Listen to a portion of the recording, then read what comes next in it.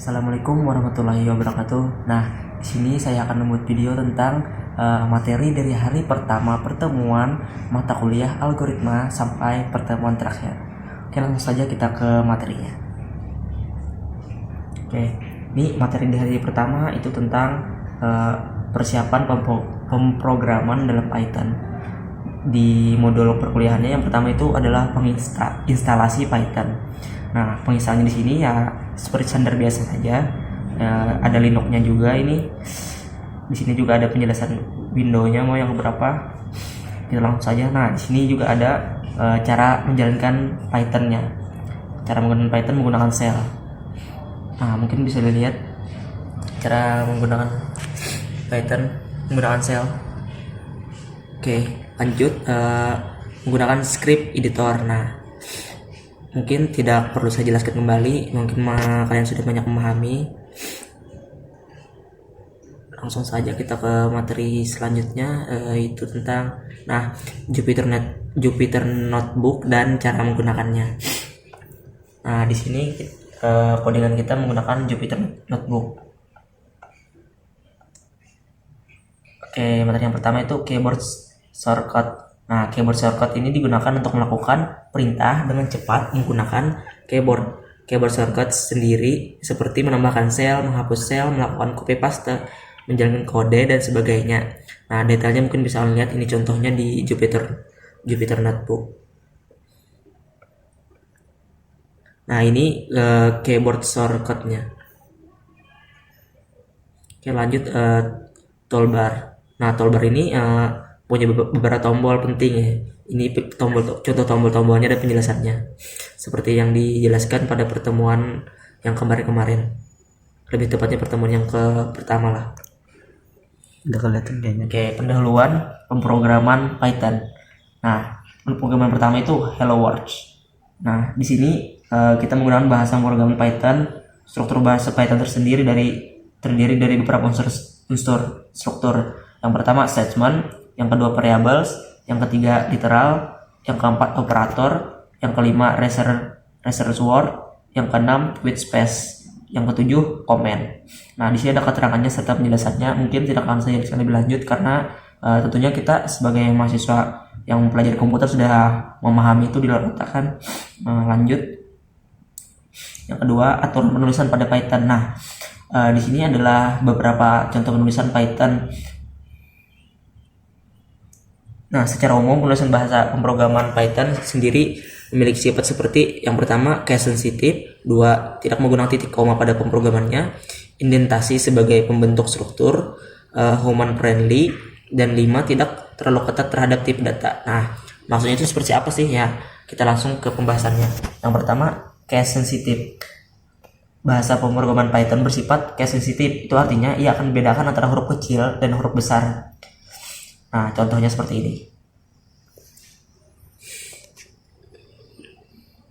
Nah, yang pada pertama itu kata ibu kota menggunakan huruf kecil semua, sedangkan yang di print ada huruf ibu kota dengan B-nya menggunakan huruf besar. Nah, di situ kalau kita jalankan pasti error karena menggunakan huruf kecil dan besar. Sedangkan kode pemrograman Python itu memiliki sifat case sensitive. Yang kedua, tidak menggunakan titik koma. Nah, di dalam Python untuk mengakhiri sebuah penulisan antar statement harus menggunakan titik dua. Jika tidak menggunakan maka akan error.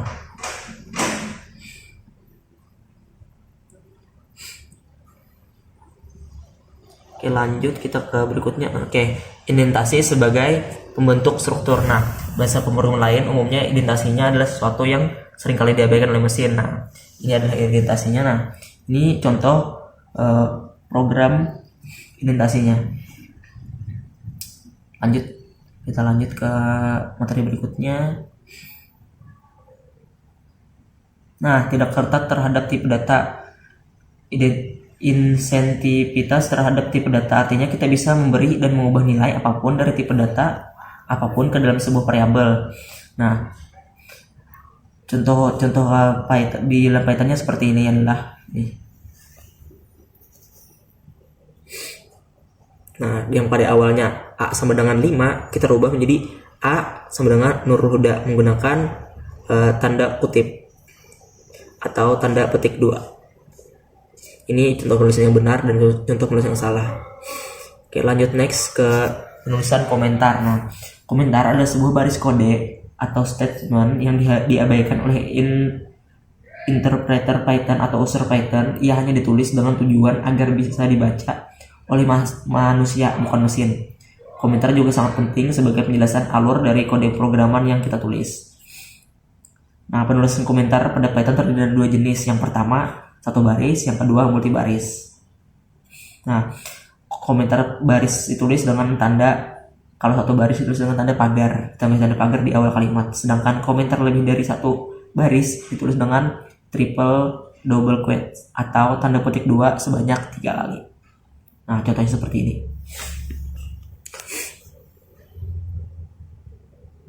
Oke, lanjut. Tipe data dan variabel pada Python. Nah, dalam Python ada yang namanya disebut variabel. Apa sih variabel itu?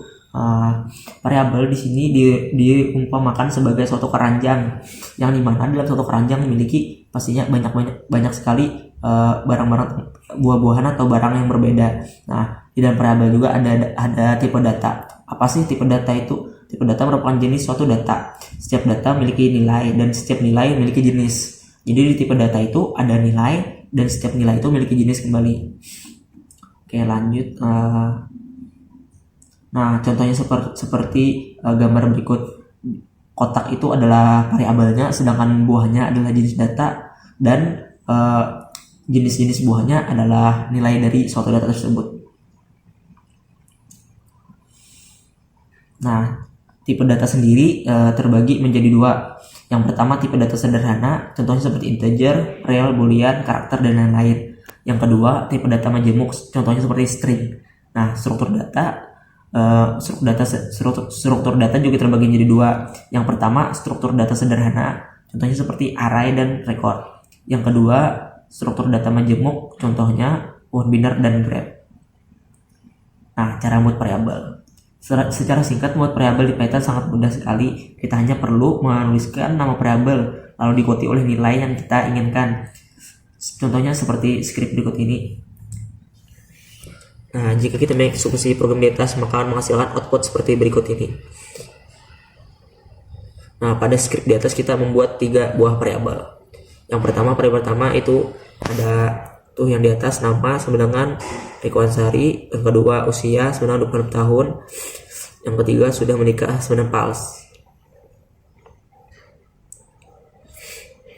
Nah, masing-masing variabel kita memberikan sebuah nilai. Variabel pertama, nama, memiliki nilai Riko Ansari. Variabel usia memiliki nilai 26. Variabel sudah menikah memiliki nilai Pals. Oke, lanjut ke aturan penamaan variabel. Secara umum kita bisa membuat nama variabel apa saja yang kita mau di dalam Python. Akan tetapi terdapat beberapa aturan dalam pengaturan dan pengecualian. Berikut aturan-aturannya secara sederhana. Yang pertama, nama variabel hanya boleh diawali oleh huruf atau underscore. Yang kedua, nama variabel tidak boleh diawali oleh angka. Yang ketiga, nama variabel hanya bisa terdiri dari karakter, alphanumerik, dan underscore A sampai Z 0 sampai 9 N. 4. Nama variabel bersifat case sensitif, artinya variabel nama berbeda dengan nama maupun nama, yang dimana ada terdapat kalian huruf besar dan kecil. Nah, ini contoh penulisan dalam programnya. Nah, yang bertulisan centang itu penulisan yang benar, sedangkan yang bertulisan X itu yang salahnya. Oke, yang selanjutnya itu memeriksa tipe data pada Python. Nah, contoh tipe data kasar pada Python, kita akan mempelajari cara mengetahui tipe data pada variabel. Untuk melakukannya kita menggunakan fungsi type bawaan Python. Nah, kodenya contohnya seperti ini.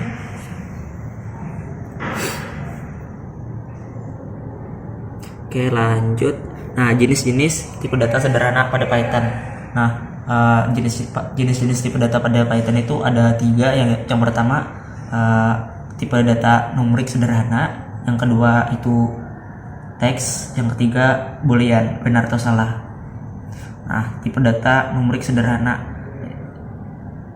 Tipe data numerik adalah semua jenis tipe yang bersifat angka, bisa ditambahkan, bisa dikurangi, bisa dikali, bisa dibagi, dan lain sebagainya. Tipe data numerik itu seperti integer, float, kompleks. Sedangkan tipe data numerik yang lainnya adalah tipe data kompleks. Sesuai namanya, ini adalah tipe data yang kompleks. Ia merepresentasikan nilai imajiner. Oke, lanjut ke tipe data yang kedua, itu tipe data string sederhana. Nah, tipe data yang digunakan untuk menyimpan sebuah teks. Tipe data string harus diapit oleh tanda petik, baik tanda petik 1 maupun tanda petik 2. Nah, contohnya seperti ini.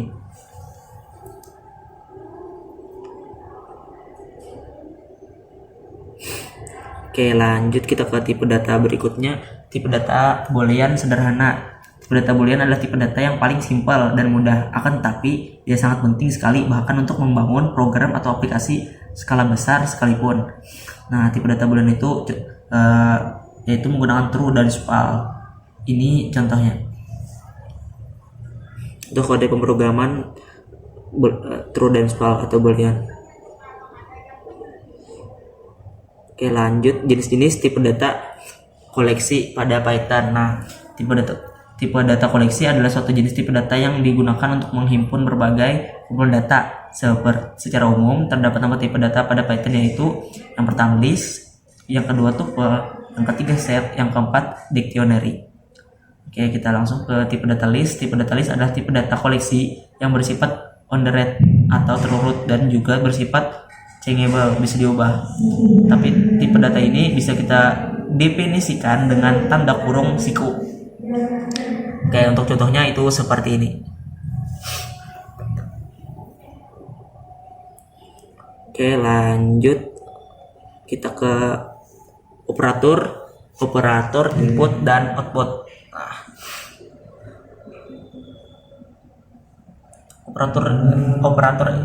operator input dan output dalam jenis-jenis operator di Python adalah terbagi menjadi 7, yaitu operator aritmatika, yang kedua operator komparasi atau perbandingan, yang ketiga penugasan, yang keempat logika, yang kelima keanggotaan atau membership, yang keenam operator identitas, yang ketujuh operator bitwise. Nah, yang pertama itu operator aritmatika. Nah, contohnya itu seperti ini.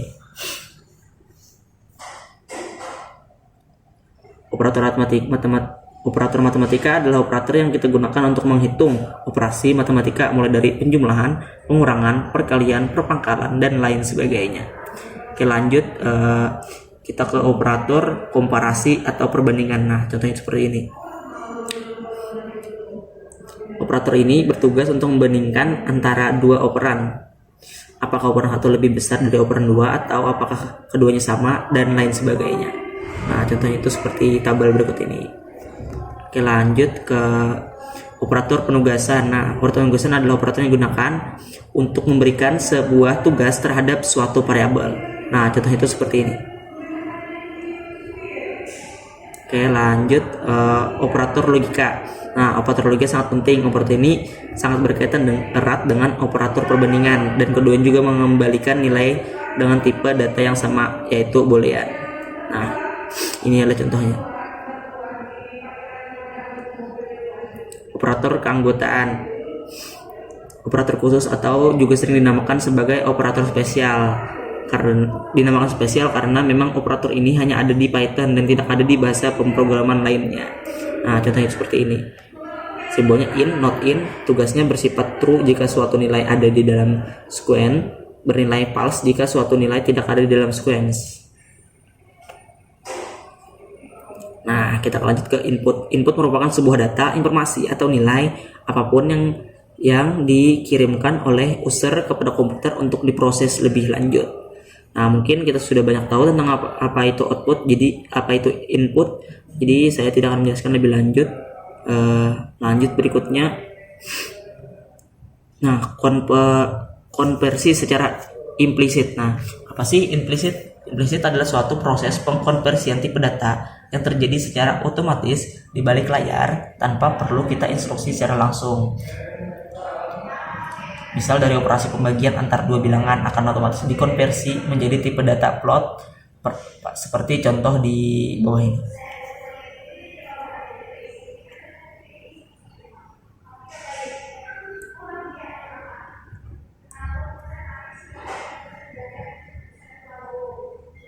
Nah, itu tadi implicit. Sekarang itu konversi secara eksplisit. Apa sih eksplisit?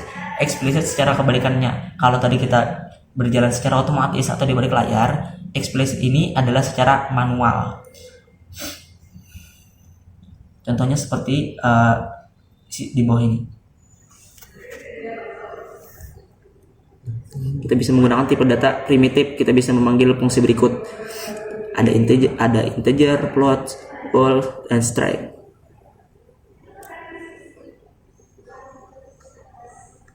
Nah, output atau keluaran merupakan setiap nilai pada data atau informasi yang dikirimkan oleh mesin atau komputer kepada user setelah tahap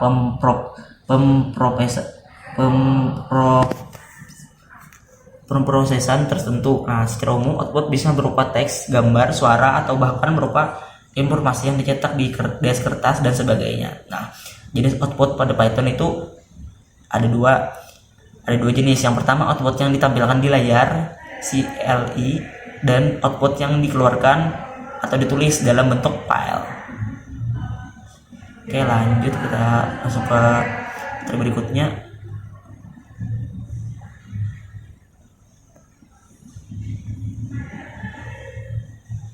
Nah, percabangan di sini kita mempelajari tentang ifs itu jika, ellipse, dan else. Nah, ada 3 di percabangan ini. Yang pertama ifs, ellipse, dan else. Nah, kita langsung saja ke ifs.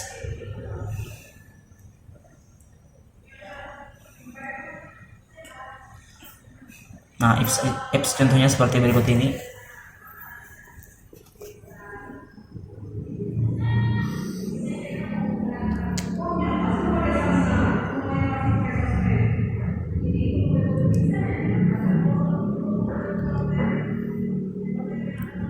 Nah, yang ini adalah ifs L.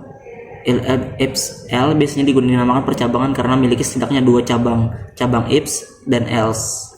Nah, contohnya seperti ini.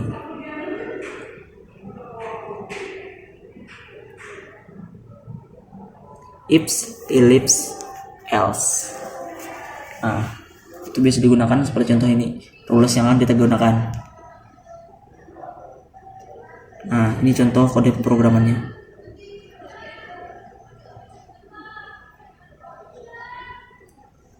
Kenapa pakai ellipse? Seharusnya kan bisa kita menggunakan if saja. Nah, mungkin kita kebanyakan sudah paham tentang materi tersebut, jadi tidak akan saya jelaskan lebih lanjut.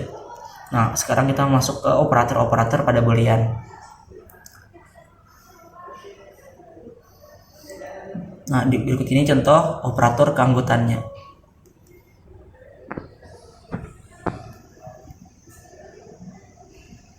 Nah, kita masuk ke percabangan satu baris dan bertingkat. Nah, pada bahasa pemrograman lainnya ini disebut sebagai ternary, meskipun Python cukup unik dari segi sintaksinya. Oke, lanjut kita next.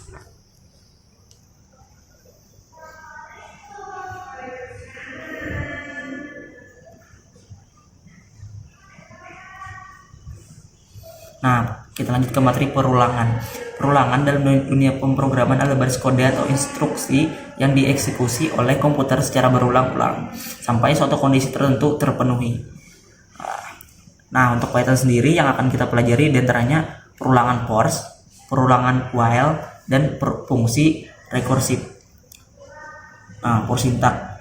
Perulangan for pada Python adalah perintah yang digunakan untuk melakukan iterasi dari sebuah nilai sequence atau data kolektif pada Python seperti list, tuple, string, dan lain-lain. Nah, for pada Python sendiri bersifat terbatas di mana for di sini melakukan iterasi pada elemen di dalam list, tidak seperti bahasa lain yang melakukan iterasi yang menggunakan nilai incremental. Misal di sini ada sebuah list yang berisi 1 2 3 4 sampai 5.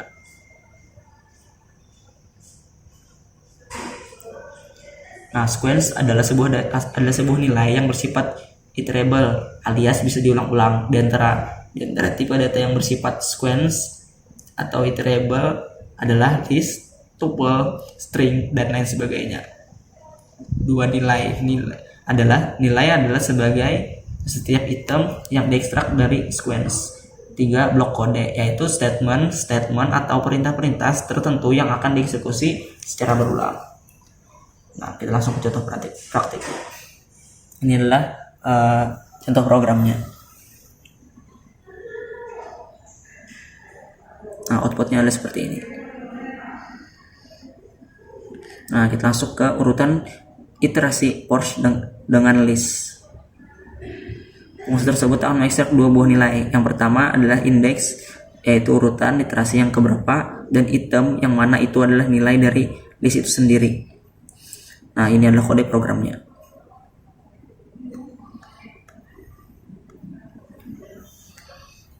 Nah, sekarang for dengan range.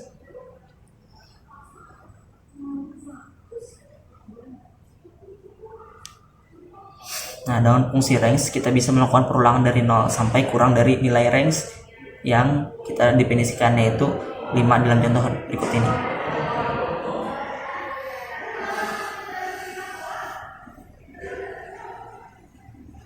Nah, hasilnya ada seperti ini.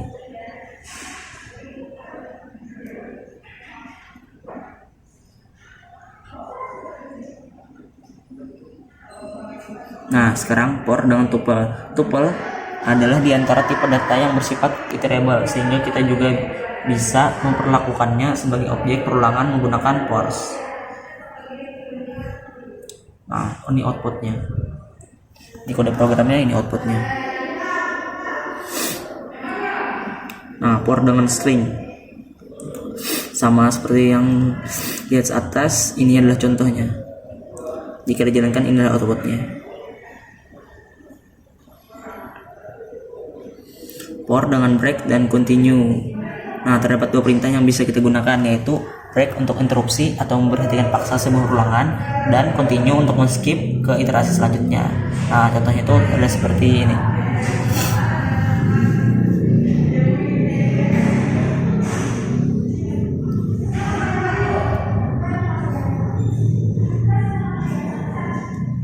Nah, for dengan else hampir mirip dengan if else, namun memiliki tugas yang berbeda. Perulangan for jika ditambahkan blok else, maka perintah yang ada pada blok else hanya akan dieksekusi ketika perulangan selesai secara manual tanpa interupsi. Nah, contoh itu seperti ini. Ini adalah kode programnya dan ini adalah hasilnya.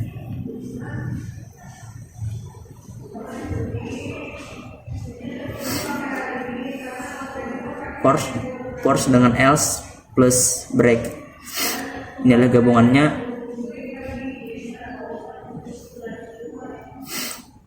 Nah, ini adalah contoh kode programnya.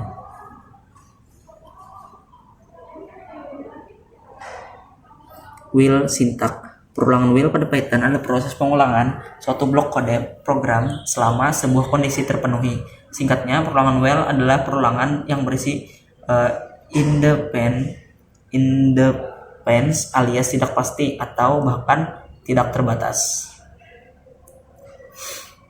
Nah, itu terdapat 3 komponen utama. Yang pertama adalah keywords whiles, ini harus kita isi. Yang kedua adalah kondisi, ini bisa berupa variabel boolean atau ekspresi logika. Dan yang terakhir adalah blok atau kumpulan baris kode yang akan diulang-ulang kondisi terpenuhi.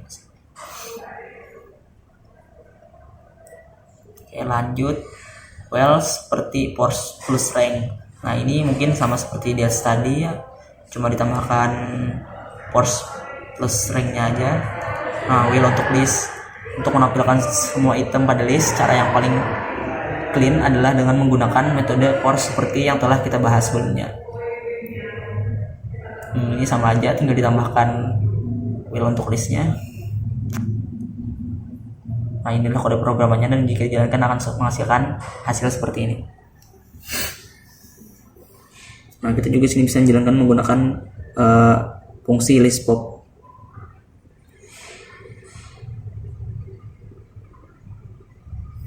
Nah, will dengan menggunakan input sama dengan yang di atas tadi. tinggal kita masukkan. Ini adalah contoh inputnya, ini adalah contoh outputnya.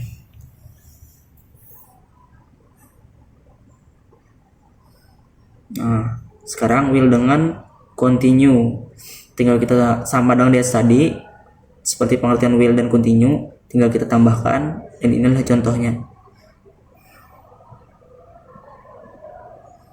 Will dengan menggunakan break. Nah, sama dengan lagi dengan di atas, inilah contohnya, dan ini adalah outputnya juga. Wills dengan menggunakan else. Nah, ini adalah contoh kode programnya.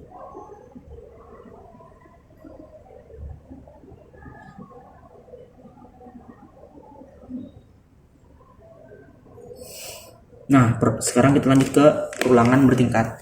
Perulangan bersarang atau perulangan bertingkat adalah sebuah perulangan yang berada atau terletak di dalam perulangan yang lain. Contoh yang simpel adalah hubungan antara bumi, bulan, dan matahari. Mungkin kita sudah paham apa itu perulangan bertingkat atau perulangan bersarang, yaitu di dalam perulangan ada perulangan lagi. Jadi mungkin tidak perlu dicontohkan lagi, langsung ke penjelasan aja. Nah, di sini ada perulangan bersarang dengan force. Jadi dengan kita menggunakan force, kita bisa menggunakan perulangan bersarang tadi. Nah, contohnya seperti ini. Ini ada outputnya dan ada inputnya.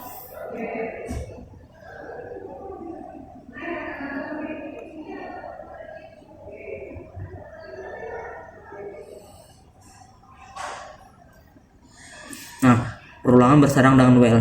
Perulangan bersarang ini sama seperti yang tadi, cuma ini kita menggunakan perulangan bersarang dengan while. Ini contoh input dan outputnya.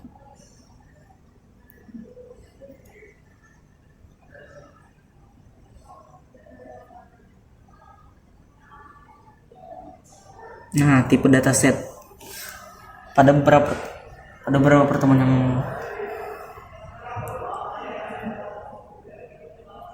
Nah, tipe data yang bersifat asli seperti string, integers, boolean, dan float, maupun tipe data terusan seperti list dan tuple. Nah, itu tipe dataset dan dictionary. Set dalam bahasa pemrograman Python adalah tipe data kolektif yang digunakan untuk menyimpan banyak nilai dalam satu variabel dengan ketentuan. Yang pertama, nilai anggota yang disimpan harus unik, tidak duplikat. 2. Nilai anggota yang sudah dimasukkan tidak bisa diubah lagi. 3. Set bersifat unordered alias tidak berurut, yang artinya tidak bisa diakses dengan indeks. Nah, cara buat set itu cukup mudah. Ada dengan dua cara. Yang pertama dengan menggunakan kurung kurawa atau dengan sebuah list yang kita passing ke dalam fungsi set. Nah, seperti contohnya seperti ini.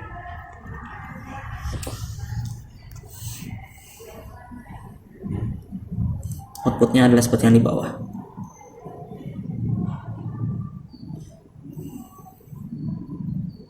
Nah, set bersifat underred alias tidak berurut. Itu artinya kita tidak bisa menggunakan indeks untuk mengakses nilai pada set. Kalaupun kita memaksa, kita hanya akan mendapatkan error. Nah, ini contohnya. Nah, set bersifat unchangeables, yang berarti nilai yang sudah kita masukkan ke dalam set tidak bisa kita ubah lagi, kan, tapi tetap bisa menambah atau dan menghapus anggota pada set. Nah, contohnya seperti ini.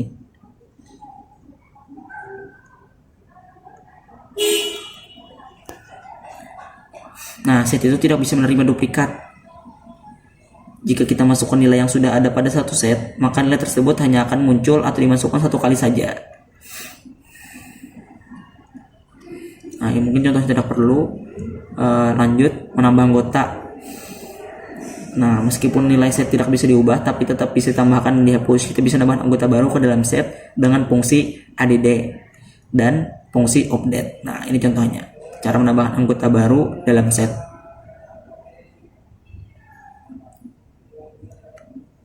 Nah, menghapus anggota. Untuk menghapus anggota pada set terdapat 4 fungsi yang bisa kita gunakan. Yang pertama, remove nilai, untuk menghapus nilai yang kita dicari. Jika nilai yang dicari tidak ada, maka akan error. Discard, untuk menghapus nilai yang dicari. Jika nilai yang dicari tidak ada, maka akan error. pop mengambil dan menghapus nilai yang ada di sebelah kiri, clear menghapus semua anggota. Nah, ini adalah contoh sintaks, contoh kode programnya.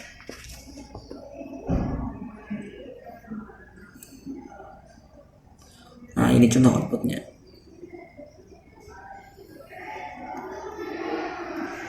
Nah, fungsi keanggotaan pada set adalah keunikan anggotanya, sehingga dengan keunikan tersebut Python menyediakan kepada kita berbagai fungsi keanggotaan yang berguna untuk pengelolaan data. Diantaranya yang pertama fungsi unicorn gabungan, kedua fungsi intersection irisan, yang ketiga fungsi dependence selisih, yang keempat fungsi symmetries difference complements, dan lain sebagainya. Lanjut kita langsung ke materinya. Intersection atau irisan, yaitu kita akan mengambil siapa saja sih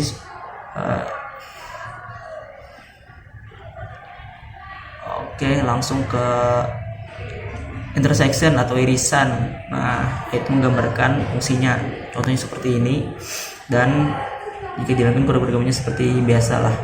Difference atau selisih, proses mengekstrak anggota grup pertama yang bukan anggota grup kedua. Nah, untuk menggunakan simbol-simbol atau memanggil fungsi set difference seperti ini.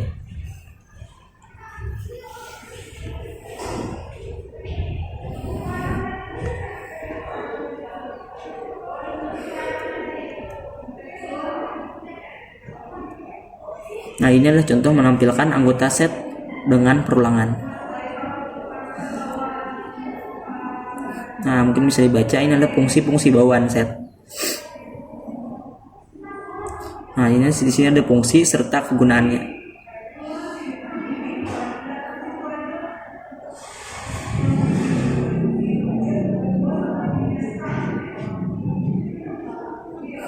Nah, selanjutnya kita tipe data dictionary. Apa sih itu dictionary? Sebelum kita membahas pengertiannya, kita masuk ke kode program yang tersebut. Ini adalah contoh kodenya.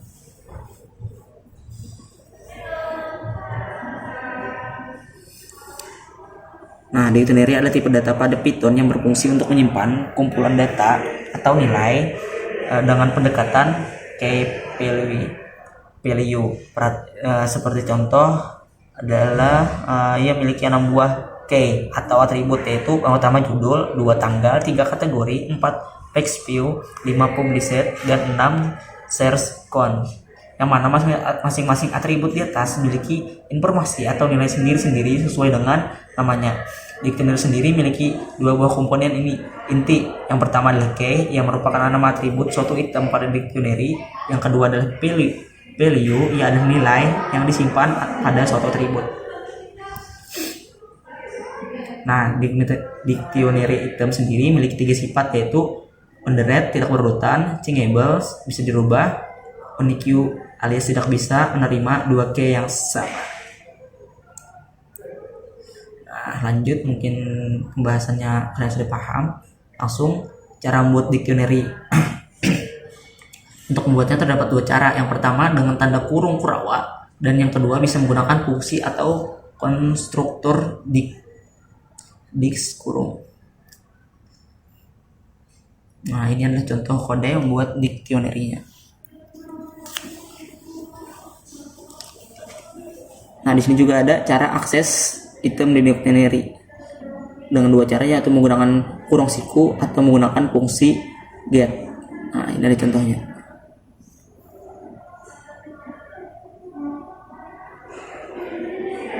Nah, di sini juga ada output programnya.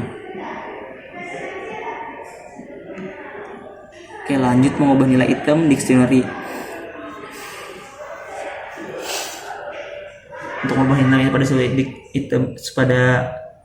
nilai pada suatu dictionary, caranya simpel, seperti mengubah variabel pada umumnya. Nah, contohnya mungkin seperti ini.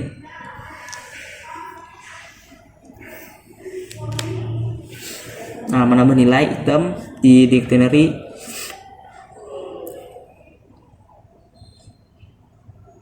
Nah, caranya menambah item itu seperti mengedit item. Jadi kalau key yang kita definisikan ternyata sudah ada, sistem akan mereplace item yang lama dengan yang baru alias mengedit. Tapi jika key yang kita definisikan ternyata tidak ada, maka sistem akan menambahkannya sebagai item baru. Contohnya seperti ini. Outputnya juga seperti yang di gambar ini.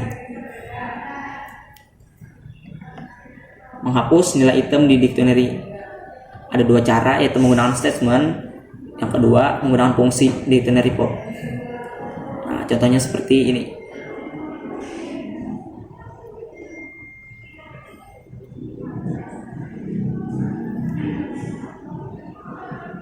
Nah, panjang key di dictionary. Kita juga bisa menghitung jumlah key yang terdapat pada sebuah dictionary dengan fungsi len. Contohnya seperti ini.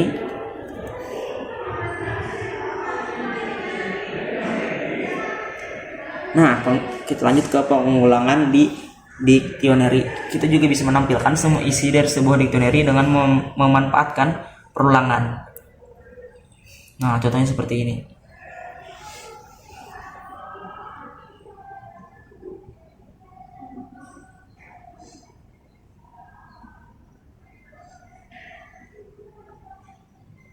Oke, nanti dulu. Belum. Paling bisa kan. Nah. Oke, yang selanjutnya fungsi pada Python adalah kumpul perintah atau baris kode yang dikelompokkan menjadi satu kesatuan untuk kemudian bisa dipanggil atau digunakan berkali-kali. Nah, lanjut ke fungsi. Kita bisa memecah program besar yang tertulis menjadi bagian-bagian kecil dengan tugasnya masing-masing. Juga fungsi yang membuat kode program kita menjadi lebih terstruktur. Nah, sekarang lanjut ke pembahasan mendefinisikan fungsi. Nah, secara umum penjelasan pada sintaks tersebut adalah yang pertama, kata kunci def yang menjadi pertanda bahwa blok kode program adalah sebuah fungsi. Yang kedua, nama fungsi yang kita buat. Yang ketiga, parameter yang akan diterima oleh fungsi yang kita buat. Yang keempat, statement blok kode fungsi yang akan kita tulis, perintah yang harus kita lakukan oleh sebuah fungsi. Yang kelima, return yang fungsinya untuk mengembalikan suatu nilai ekspresi dari fungsi jika diperlukan. Nah, di sini pembahasan memanggil fungsi. Nah, berikut adalah cara memanggil fungsi tersebut.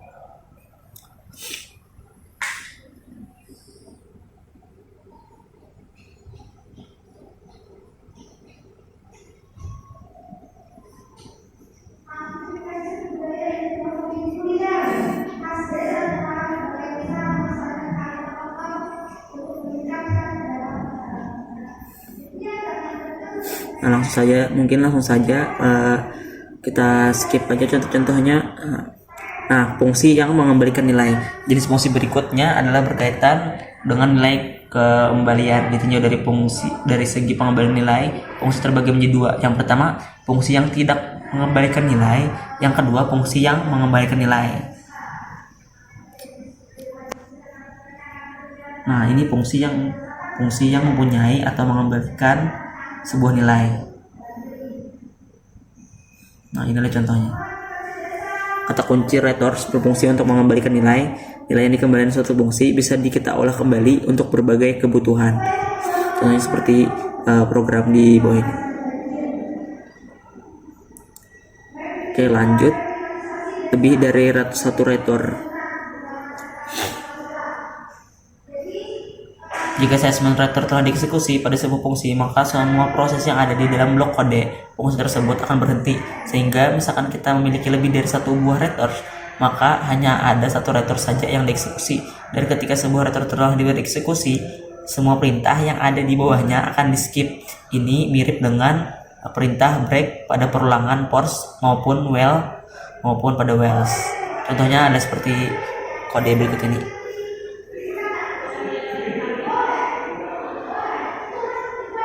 Oke, ruang lingkup variabel pada fungsi. Nah, secara umum terdapat dua ruang lingkup variabel pada Python. Yang pertama, variabel global dan variabel lokal. Nah, seperti halnya global dan lokal, variabel global adalah variabel yang bisa dipanggil dari manapun dari satu file Python. Sedangkan variabel lokal ada variabel yang hanya hidup atau bisa dipanggil di dalam satu blok kode tertentu seperti dalam fungsi seperti kasus di bawah ini. Nah, ini adalah contoh inputnya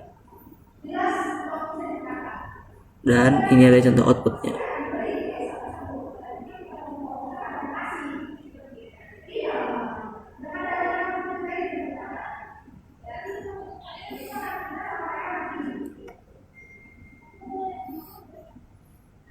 Nah, mungkin kita skip aja penjelasannya karena kalian sudah banyak yang tahu juga. Nah, sekarang kita lanjut ke fungsi rekursif. Apa sih fungsi rekursif itu? Fungsi rekursif adalah fungsi yang memanggil diri sendiri sehingga terjadilah perulangan di dalam fungsi tersebut. Proses perulangan ini terjadi secara implisit, tidak menggunakan perulangan yang biasa kita buat seperti for, while, dan lain sebagainya. Fungsi rekursif sendiri memiliki kelebihan program yang lebih singkat dan tentunya lebih efisien dan proses yang cepat jika dibandingkan dengan proses interaktif pada umumnya. Kurangnya karena menggunakan memori yang lebih besar pada setiap pemanggilan, maka ruang memori juga perlu lebih besar. Tentunya programnya bila besar bisa bikin laptop atau PC kentang bakal error. Rekursif yang kurang tepat akan sering tidak berhenti sehingga memori yang dipakai akan terbuang percuma. Nah, di sini ada contoh membuat fungsi rekursif. Caranya sama saja dengan fungsi biasa. Yang membuat sebuah fungsi menjadi rekursif adalah karena ia memanggil dirinya sendiri. Itu saja, dan sisanya sama seperti fungsi pada umumnya. Inilah contohnya.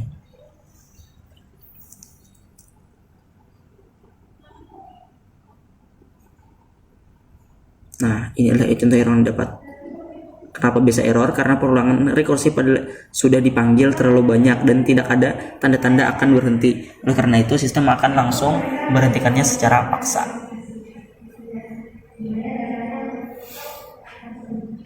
Nah, pertanyaannya, bagaimana cara mengubah perulangan di atas menjadi perulangan rekursif? Nah, di sini kita ada contoh perulangan, kode programan perulangan dengan perulangan force. Kode programnya terlihat simpel seperti sini. Nah, bagaimana cara mengubah ulangan tersebut secara rekursif? Nah, langkah-langkah mengolah program menjadi rekursif itu yang pertama kita bikin dasarnya dulu. Yang kedua, tentukan batasnya. Yang ketiga, yaitu panggil diri sendiri.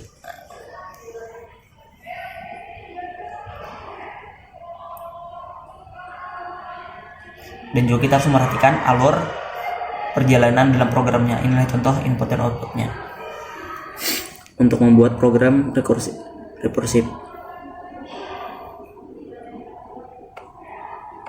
Oke, mungkin pembahasan kita sudah selesai, sudah habis di modul.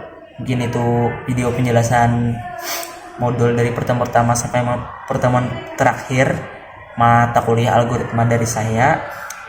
Salah hilap mohon maaf. Assalamualaikum warahmatullahi wabarakatuh.